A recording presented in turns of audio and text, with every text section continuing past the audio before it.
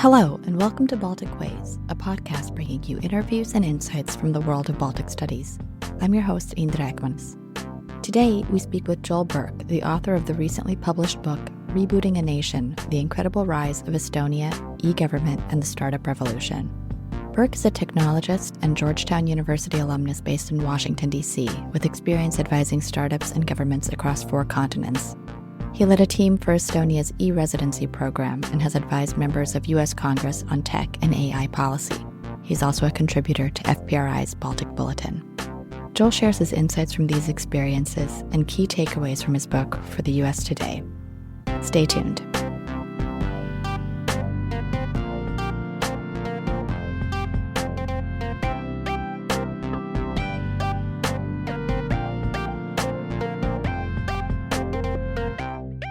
Well, Joel, thank you so much for joining us today on Baltic Ways. Let's start with a little bit about yourself. Tell us about your background and how you came to be interested in Estonia.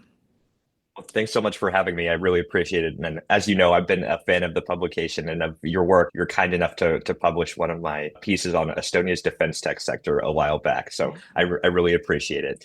I ended up in Estonia in a very roundabout way. So I am, if you can't tell from the accent virtually, I'm an American and was born in the Bay Area and kind of spent my early career in Silicon Valley working in early stage tech. And then I had ended up in Berlin running a tech company for a venture builder / private equity firm and was looking for something more meaningful. And I had visited Estonia once, like 10 years before this, on a road trip for something like 24 hours and didn't really know that much about the country, but remembered it vaguely as being beautiful. And then I was in Berlin looking for my next thing. And I came across a job ad for a startup within the government. And I'd never heard of such a thing. And I was like, oh, this is fascinating. And I started reading more about Estonia and learning more about kind of its digital culture, startup culture. I mean, everything and kind of the future of the nation state that it was working to build. And I was just immediately fascinated. So fortunately enough, when I applied for the job, I was lucky enough to get it. I think probably because I was the only person foolish enough to move to Tallinn in like February when it was cold and freezing, but I loved it. And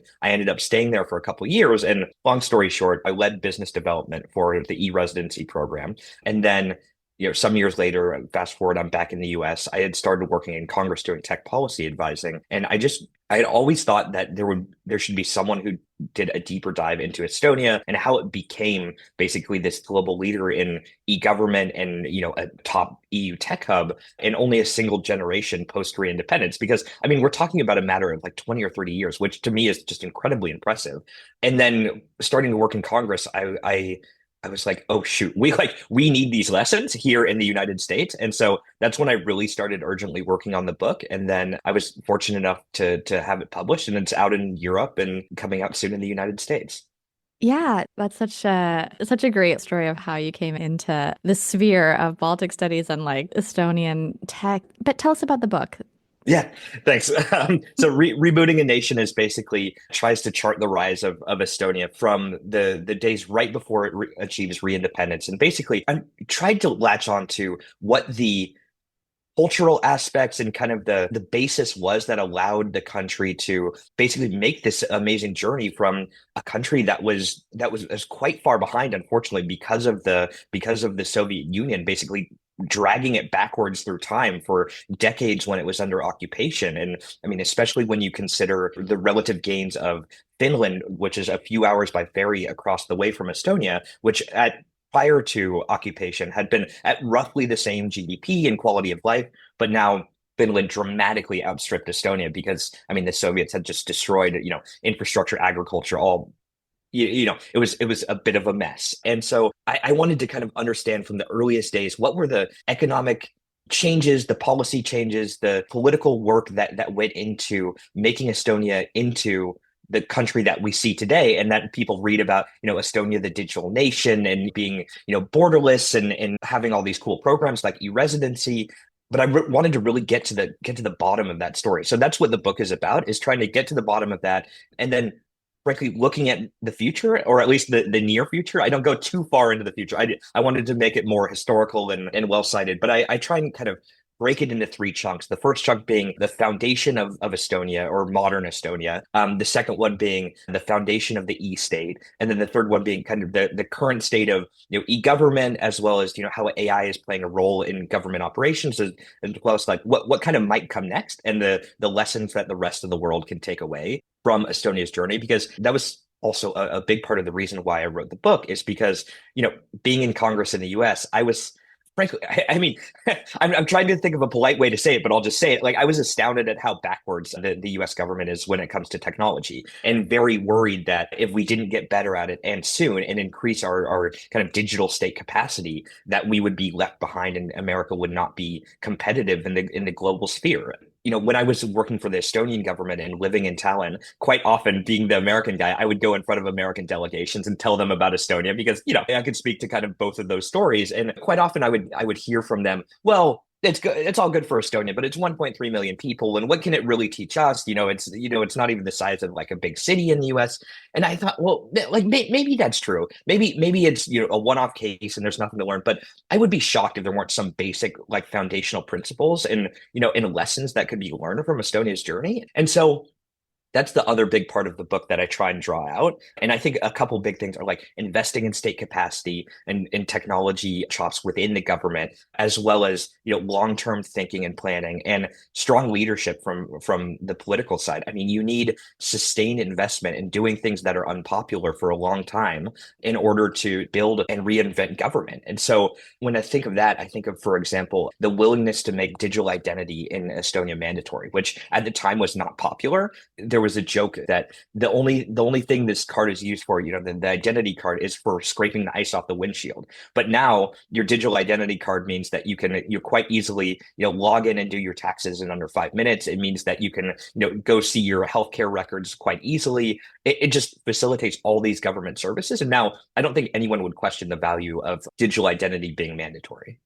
Yeah, and we're going to jump into these areas of taxes, healthcare, voting. I think also you focus on, but your assessment of the gap between the United States and Estonia, especially even in those early years, reminds me of some of my own experiences. I remember the advent of the cell phone and my parents having this huge brick that we would have to lug around. You turned it on, it immediately lost all of its battery power. And then we went to Latvia and everybody's on like a tiny little Nokia phone talking for hours. And I just remember thinking about, wow, look at that gap. And maybe you can speak to the opportunity that was presented there. But Yeah.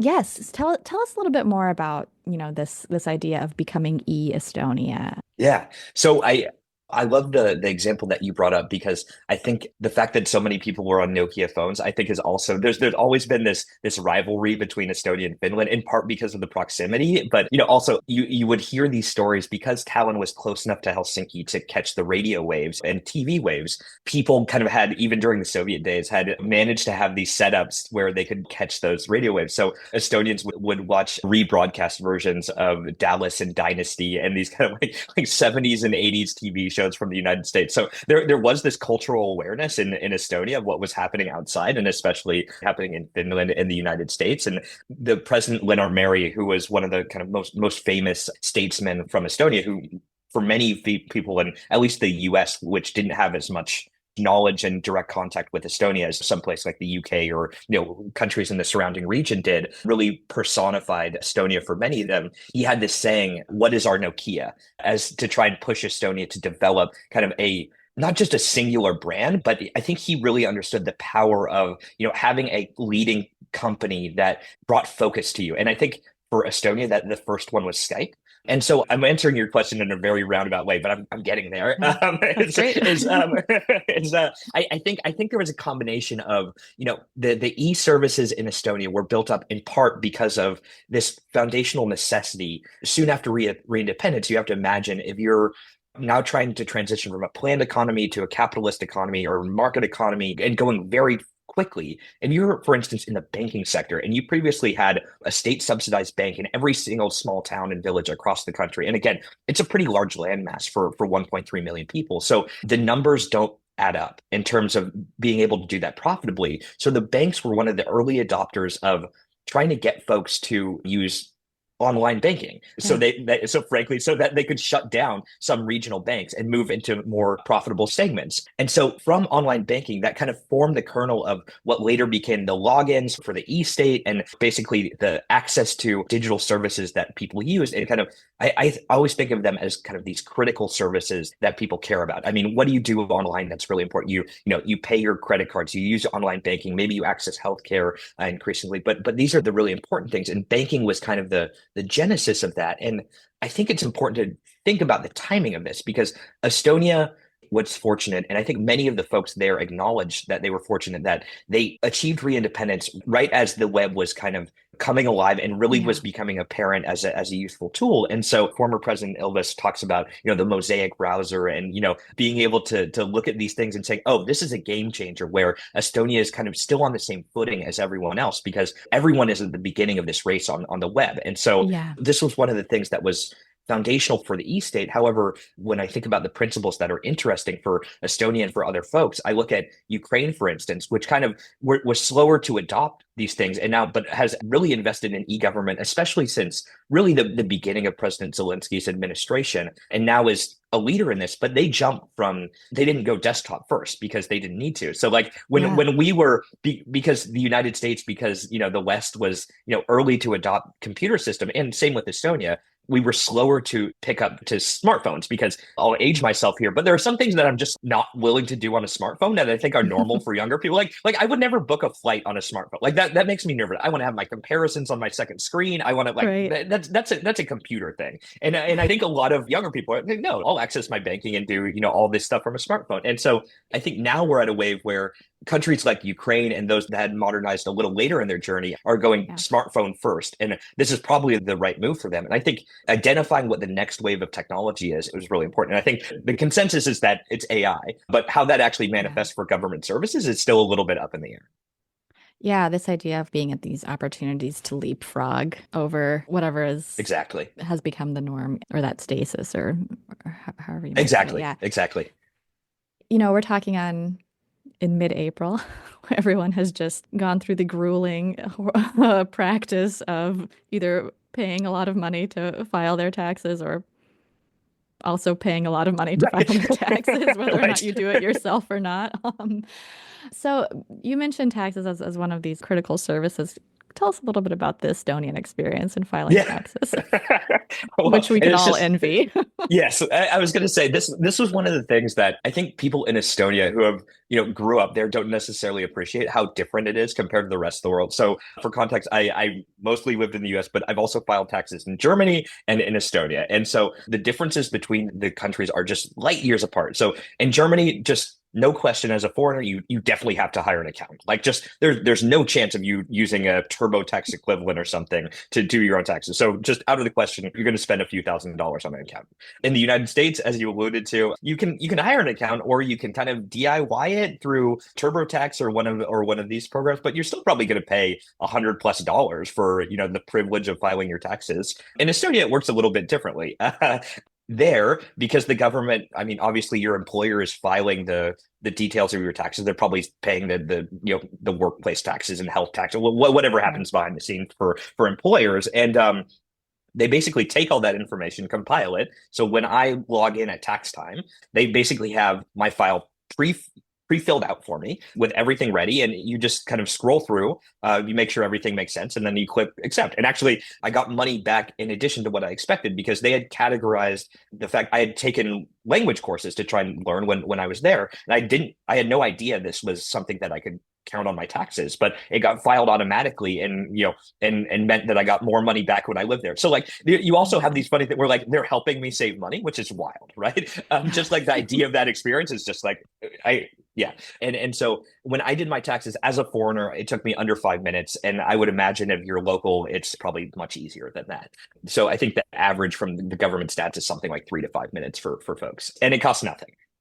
Now, for many of my American friends, obviously we have done something different, and I think something that's relevant in the news with there's reporting that direct file or free file, but basically the IRS's internal software that they were developing to allow folks to file their taxes is potentially on the chopping block and might be eliminated. And this would be a real shame because if I look at like why people care about government and what people want for government, like they want it to make your lives easier. I mean, I don't think of government as saving money, but I think of it as like clean streets, national security, being the backstop on public service things. And I look at what the IRS folks were able to build with free file, and they basically would help save me probably hundreds of dollars every year, as well as time. And this was just the first step in the process. I would love if eventually we got to a situation where for, the 80-90% of tax filers like me, where I just have like a job and that's basically it. Like my tax return is pretty straightforward. The government has all that information and they could just pre-file it for me and I could just click yes. It's silly that we have to go through these hoops. It costs Americans billions of dollars and thousands of hours. And to me, eliminating a program like that would be a real shame because when I think about state capacity and what the government can and should be doing, it should be solving things for people and solving things that the government is best equipped to solve. And that is one of those things where because of the access the government has to all that data and kind of its position as this not just intermediary but the clearinghouse for all this information and this trusted source, they should be the ones doing that, right? This seems like a perfect use case for the government to manage. Yeah, you mentioned a couple of things that I think are particularly interesting in this moment in time: trust in government, public-private partnerships, and then access to a lot of data, which I think all three of these things are kind of circling, for lack of a better word, or are very much in the ether as we consider the current administration and all of the efforts to break government, maybe, or to, what is the tech term, move fast and break things sort of attitude. Well, that was very Silicon Valley like 10 years Okay, ago. I'm sorry. hoping that hoping folks that are in the government have moved a little bit past this, but yeah, indeed. Yeah, maybe the people in the government, but maybe the people who are recently coming into the government still have that mentality a bit.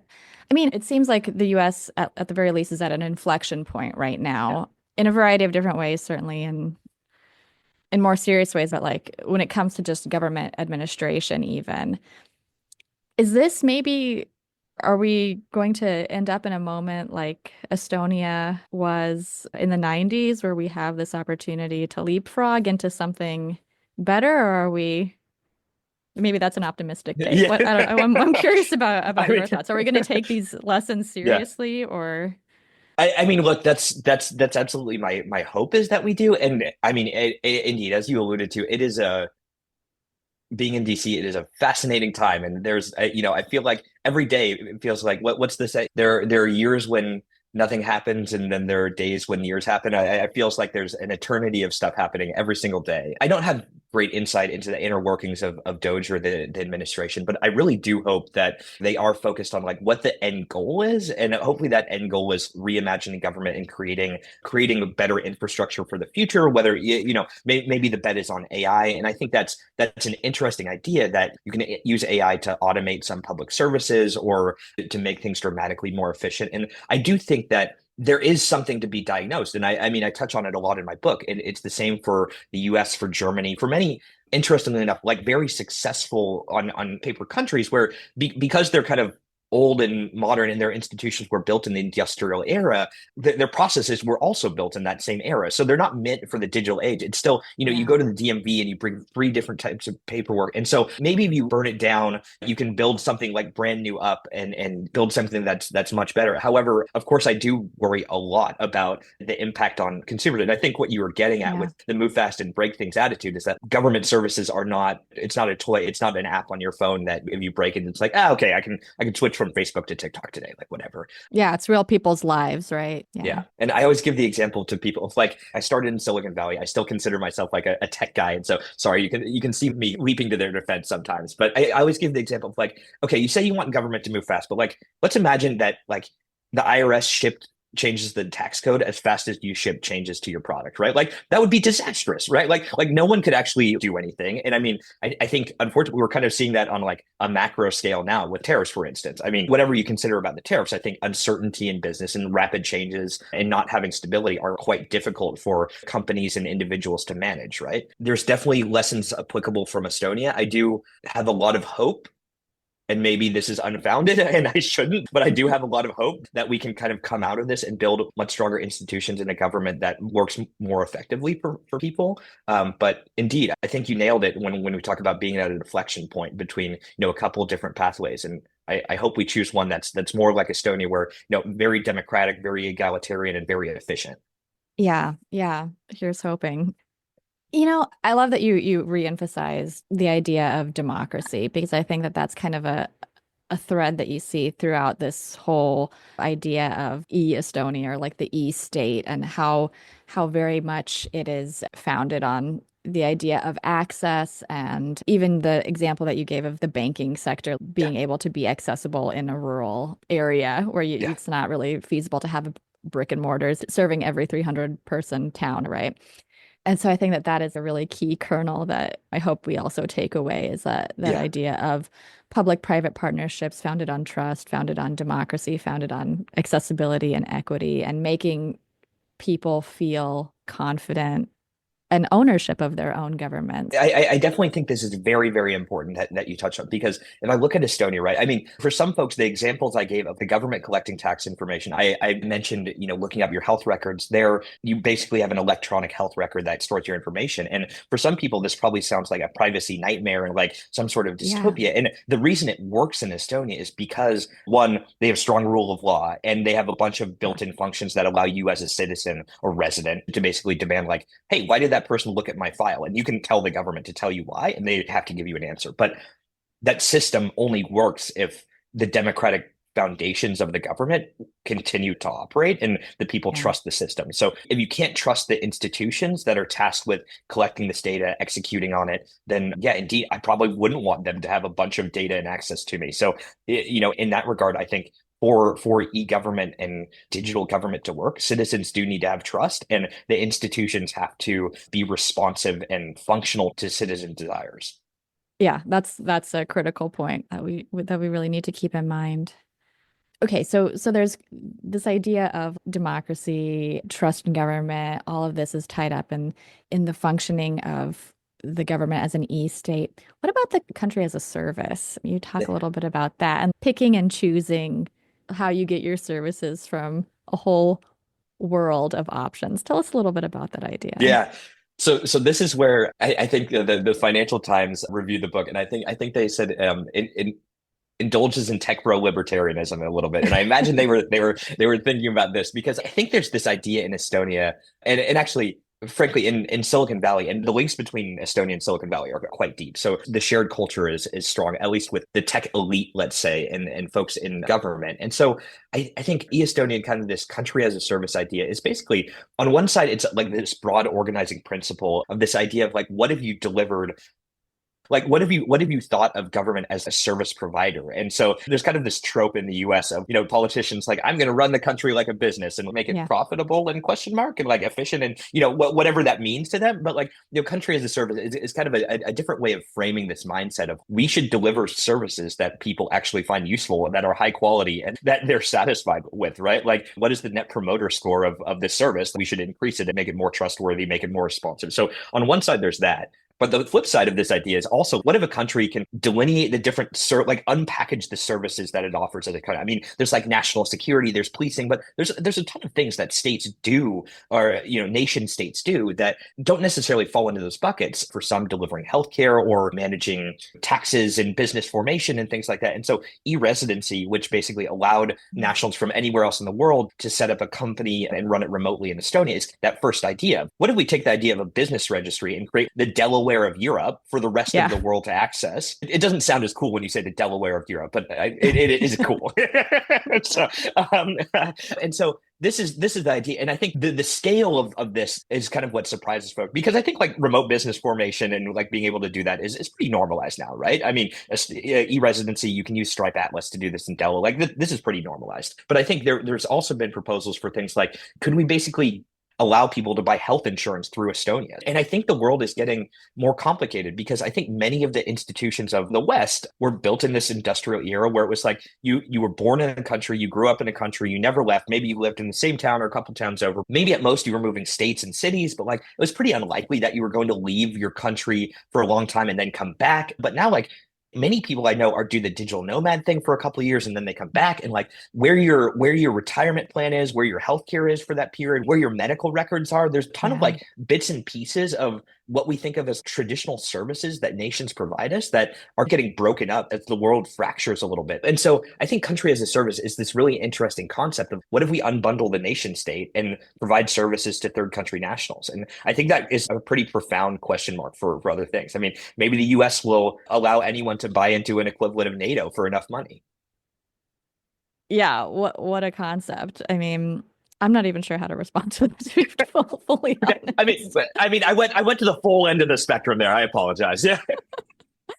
Well, I think that this is such a great book to have on hand for people who are interested in the Baltics, but I also think even just for people who have no idea, because it gives this really accessible entry point into understanding this pretty remarkable leap into the future that Estonia was able to achieve. And also talks about, like the downsides and the question marks that still remain, but so many really valuable and relevant, especially in this moment, lessons or learnings to take away. I appreciate that. Yeah, I know we focused a lot on the positive, but there were downsides, and I do try and kind of cover them in the book too. Well, recommended reading. We will leave it there for today, but thank you so much, Joel, for being on Baltic Ways with me. We really appreciate your time, and we look forward to some more articles coming out from you. So thanks so much. Absolutely. Thanks so much for having me.